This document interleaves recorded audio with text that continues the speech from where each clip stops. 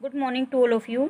देखो, हम पढ़ रहे थे टाइप्स ऑफ हैबिटेट। ठीक है, आपका चैप्टर नंबर 9 चल रहा है और पेज नंबर 126 है।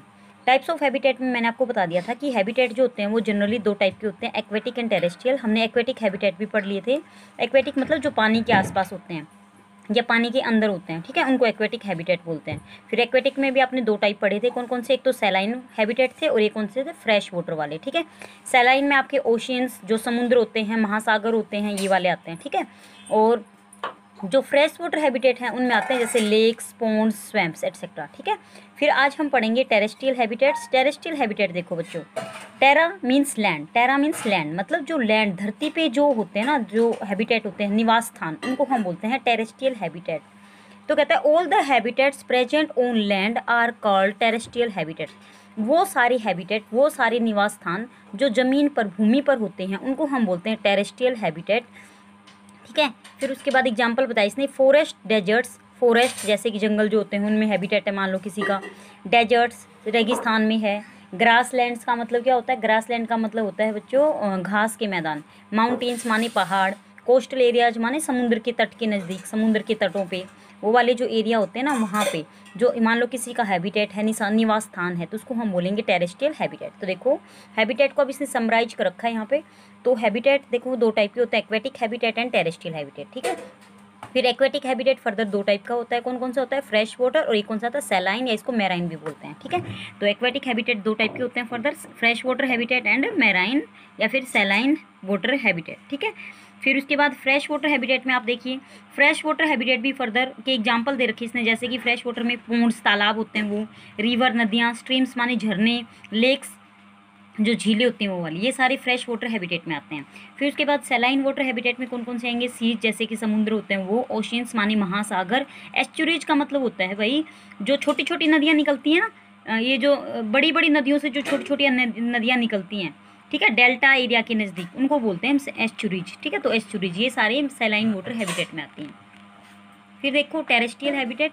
टेरेस्ट्रियल हैबिटेट में जो है एग्जाम्पल बता रखे हैं, जैसे डेजर्ट है, ठीक है, रेगिस्तान, ग्रास लैंड है, ठीक है, घास का मैदान हो गया, और फॉरेस्ट माने जंगल, माउंटेन माने पहाड़। ठीक है, ये सारे जो हैं ये किस में आते हैं भाई? टेरेस्ट्रियल हैबिटेट में। हम कौन से हैबिटेट में रहते हैं? हम टेरेस्ट्रियल हैबिटेट में रहते हैं। ओके, तो उसके बाद देखो, identify your habitat and right it here. कहता है अपने हैबिटेट को पहचानो और आपको यहाँ लिखना है। ठीक है, list the 3 biotic and 3 abiotic components of your habitat.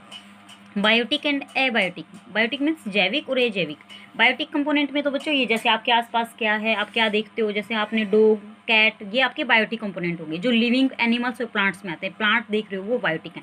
Abiotic में जैसे आपने देखा कि आपके एटमॉस्फेयर का टेम्परेचर कितना है, सनलाइट कितनी मिल रही है आपको, ठीक है, और ये वाटर है, सोयल है, ये वाले सारे एबायोटिक हैबिटेट्स होते हैं, कंपोनेंट होते हैं। ठीक है, उसके बाद इन साइट में थोड़ा सा पढ़ लेते हैं। देखो क्या दे रखा है यहाँ, देखो, it is believed that dinosaurs were wiped out from the earth because they could not adapt themselves to the changing weather conditions. क्या कहता है? ऐसा माना जाता है क्या कि जो डायनासोर है ना, वाइप आउट माने वो विनाश हो गया, लुप्त हो गई, आउट फ्रॉम द अर्थ, धरती से लुप्त हो गए डायनासोर। क्यों? Because they could not adapt themselves to the changing weather condition.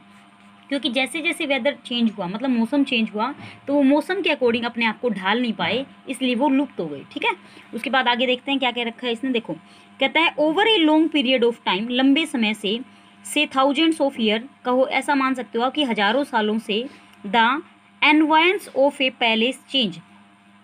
कहता है एनवायरन का मतलब होता है एनवायरनमेंट, मतलब वातावरण जो होता है एक जगह का वो चेंज होता है भाई, बदलाव आता है उसमें। ठीक है, those animals which adapt to the changes survive. वो एनिमल्स, वो जानवर, which adapt to the changes, जो इन चेंजेज को अडेप्ट कर लेते हैं, अडेप्ट माने उसके अकॉर्डिंग अपने आप को ढाल लेते हैं, सर्वाइव माने वो जीवित रहते हैं।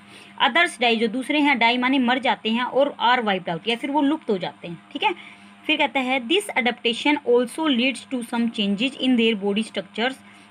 ये जो अडेप्टेशन है, अडेप्टेशन का मतलब अपने आप को ढाल लेना, अपने आप को जो वो ढालते हैं, तो इसकी वजह से क्या होता है? कहता है also leads to some changes in their body structure. उनकी जो बॉडी की स्ट्रक्चर है ना, उसमें भी कुछ, शरीर की स्ट्रक्चर में कुछ चेंज, बदलाव आ जाते हैं इसकी वजह से। एंड हैबिट्स, और उनकी आदतों में भी बदलाव आ जाते हैं। ठीक है, जब वो अपने आप को वातावरण, बदलते हुए वातावरण के अकॉर्डिंग ढालते हैं, तो उनकी बॉडी की स्ट्रक्चर में और उनके हैबिट्स, उनकी जो आदतें हैं, उनमें भी बदलाव आ जाता है। उसके बाद कहते हैं this is the reason for the presence of such a large number of plants and animals on the earth. This is the reason, यही कारण है कि presence of such a large number of plants, कितने सारे plants, पौधे और animals जो हैं वो धरती पे प्रेजेंट हैं। ठीक है ना, क्यों? क्योंकि वो अपने आप को टाइम के अकॉर्डिंग जैसे जैसे वातावरण चेंज होगा तो वे अपने आप को क्या कर लेते हैं, ढाल लेते हैं। ठीक है, तो बच्चों आपने क्या पढ़ा? आज हमने पढ़ा कि हैबिटेट कितने टाइप के होते हैं। हैबिटेट होते हैं बेसिकली दो टाइप के, एक्वेटिक एंड टेरेस्ट्रियल। फिर हमने पढ़ा एक्वेटिक फर्दर दो टाइप के होते हैं, फ्रेश वाटर एंड मैराइन या saline water habitat. Fresh water में आपके एग्जाम्पल हैं पॉन्ड, रिवर, स्ट्रीम्स, लेक्स। ठीक है, और मैराइन में आपके सीज, ओशियंस, एस्चुरीज हैं।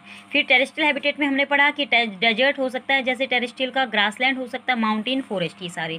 फिर आपको यहाँ एक्टिविटी ये है, आपको ये कंप्लीट करनी है घर बैठ के।